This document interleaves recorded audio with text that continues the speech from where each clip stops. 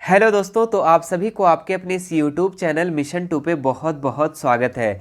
तो बच्चों, आज हम क्लास 8 का, जी हाँ, क्लास 8 के सामाजिक विज्ञान सोशल साइंस के 20 सवालों को, 20 ऑब्जेक्टिव सवालों को इस वीडियो में करवाने वाले हैं, जो आपके होने वाली परीक्षा, होने वाले एग्जाम 2025 एग्जाम के लिए काफ़ी ज़्यादा महत्वपूर्ण है। तो यदि मेरे प्यारे बच्चों आप भी जैक बोर्ड से हो और क्लास 8वीं में पढ़ते हो और अपने एग्जाम 2025 में देने वाले हो, तो ये वीडियो को आप पूरा अंत तक जरूर देखना। इस वीडियो में हम आपको सामाजिक विज्ञान का सोशल साइंस के 20 सवालों को करवाऊंगा और आप लोग देखना कि इस 20 में से आप लोग कितना उत्तर कर पा रहे हो। अगर मेरे प्यारे बच्चों आप 20 में से अगर 15 भी उत्तर सही कर पा रहे हो, तो इसका मतलब कि आपकी तैयारी बहुत ही अच्छे तरीके से चल रही है। ठीक है, अगर 20 में से 15 भी नहीं कर पा रहे हो तो आपकी तैयारी में और ज्यादा मेहनत करने की जरूरत पड़ेगी। तो आइए शुरू करते हैं और देखो कि इस 20 में से आप लोग कितना उत्तर कर पा रहे हो। ठीक है, सभी प्रश्न में आप लोग को हम 2 से 3 सेकंड देंगे या फिर ऑप्शन पढ़ेंगे, तब तक ही आप लोग आंसर इसको कर लेना कि आपका आंसर कौन सा सही होगा। उसके बाद हम आपको इसका सही उत्तर बता देंगे। तो चलो देखते हैं पहला क्वेश्चन। पहला क्वेश्चन जो दिया गया है, स्वतंत्र भारत में पहली जनगणना कब हुई थी? ठीक है, तो स्वतंत्र भारत, जब भारत तो स्वतंत्र हुआ था, तो उसके बाद जो पहला जनगणना हुआ था कब हुआ था? 1947 में, 1948 में, 1950 में, 1951 में, है ना। तो इसका जो उत्तर हो जाएगा मेरे बच्चे, क्या हो जाएगा? Option number D. जी हाँ, 1951 में, है ना। हमारा भारत कब स्वतंत्र हुआ था? तो 1947 में हुआ था। और आज़ाद होने के बाद, स्वतंत्र होने के बाद जो पहला जनगणना हुआ था वो 1951 में हुआ था। तो ऑप्शन नंबर डी करने वाले का बिल्कुल सही उत्तर है। ठीक है, आगे बढ़ते हैं। दूसरा नंबर सवाल कि ईस्ट इंडिया कंपनी किस महादेश की कंपनी थी? ठीक है, तो ईस्ट इंडिया कंपनी जो हमारे भारत में कर रही थी, ठीक है, वो किस महादेश की कंपनी थी? यूरोप का, अफ्रीका का, एशिया का, दक्षिण अफ्रीका का? तो ये यूरोप का कंपनी थी। कहाँ की कंपनी थी ईस्ट इंडिया कंपनी? तो यूरोप की कंपनी थी। तो ऑप्शन नंबर ए इसका राइट हो जाएगा। प्लासी का युद्ध कब हुआ था? ठीक है, तो प्लासी का युद्ध कब हुआ था?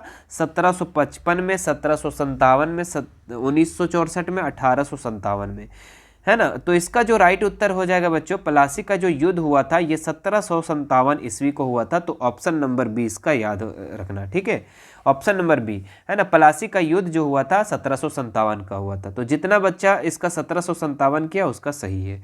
आगे देखो 4 नंबर सवाल कि भारत में पहला चाय बागान कहाँ लगाया गया? ठीक है, तो भारत में पहला चाय बागान कहाँ लगाया था मेरे प्यारे बच्चों?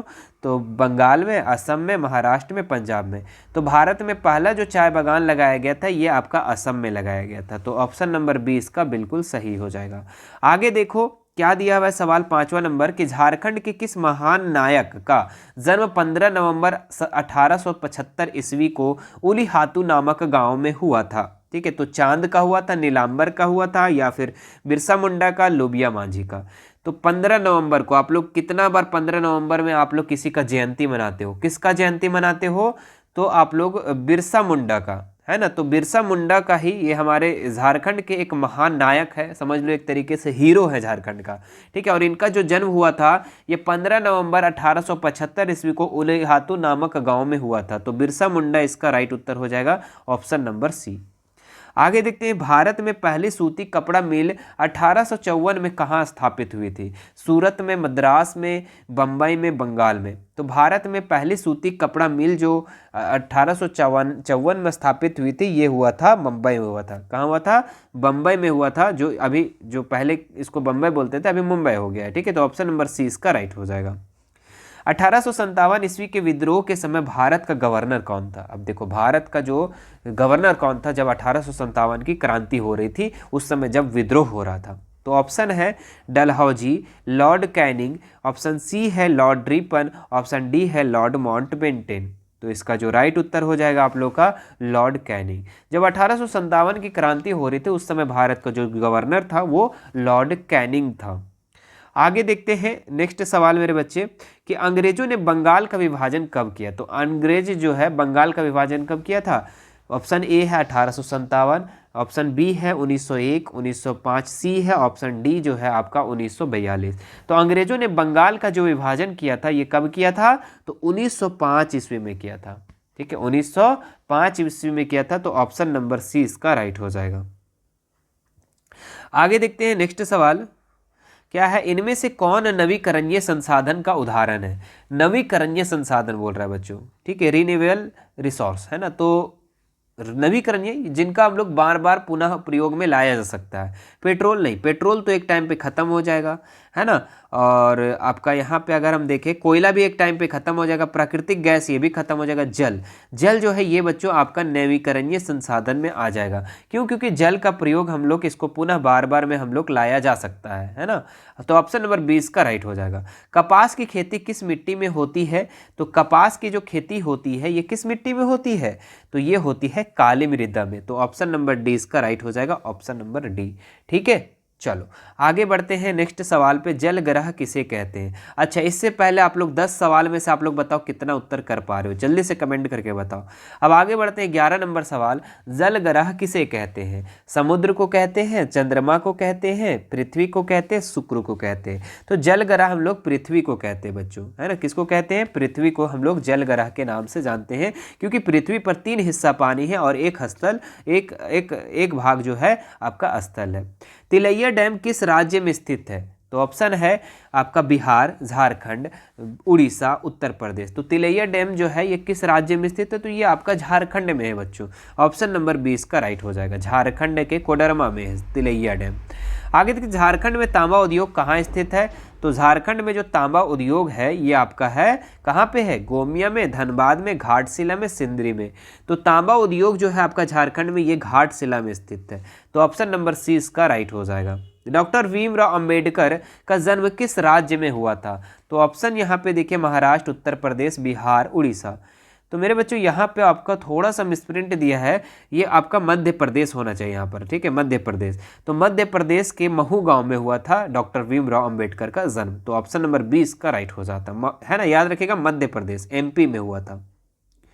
चलिए आगे देखते हैं हम लोग। भारत में महिलाओं को वोट देने का न्यूनतम उम्र कितना है? अभी हाल फिलहाल में आप लोगों का क्या हुआ था? चुनाव हुआ था। और चुनाव में जो है कौन लोग वोट दिया था? जिसका वर्ष 18 वर्ष था, जिसका आयु 18 वर्ष का था। तो 18 वर्ष कम से कम होना चाहिए, तभी वो वोट दे सकता है। तो ऑप्शन नंबर ए इसका बिल्कुल सही जवाब हो जाएगा। आगे देखते हैं, झारखंड विधानसभा चुनाव में कितने वर्षों के बाद होता है? तो ये कितने वर्षों के बाद होता है? तो ये आपका होता है 5 वर्षों के बाद, है ना। हर 5 वर्ष में क्या होता है? विधानसभा का चुनाव होता है। लोकसभा का भी 5 वर्ष में होता है और विधानसभा के चुनाव हुआ था। अच्छा, आप लोग कमेंट करके बताना कि इस बार जो अभी चुनाव हुआ था हाल फिलहाल में झारखंड में, ठीक है, ये किसका चुनाव हुआ था? विधानसभा का या लोकसभा का? ये बताइएगा। झारखंड को कितने लोकसभा क्षेत्रों में विभाजित किया गया है? तो 6, 8, 14, 16। तो झारखंड के 14 लोकसभा क्षेत्रों में विभाजित किया गया है। ऑप्शन नंबर सी इसका राइट हो जाएगा। भारत की शीर्ष अदालत सर्वोच्च न्यायालय कहाँ स्थित है? ठीक है, दिल्ली में, इलाहाबाद में, बम्बई में, कलकत्ता में। तो भारत की शीर्ष अदालत जो है ये आपका दिल्ली में है, सुप्रीम कोर्ट, है ना, हाई कोर्ट। हाई कोर्ट आपका सर्वोच्च न्यायालय है ना, सुप्रीम कोर्ट। तो सुप्रीम कोर्ट जो है आपका कहाँ है? दिल्ली में है। ए मालिक बंदे हैं तेरे बंदे हैं हम, इस कविता का किसने लिखा? तो ये कौन लिखा था? महात्मा गांधी, रविंद्रनाथ टैगोर, भरत व्यास। ऑप्शन डी है आपका मोहम्मद इकबाल। तो भरत व्यास लिखा था बच्चों, ए मालिक तेरे बंदे हम, ये कविता जो है भरत व्यास लिखे थे।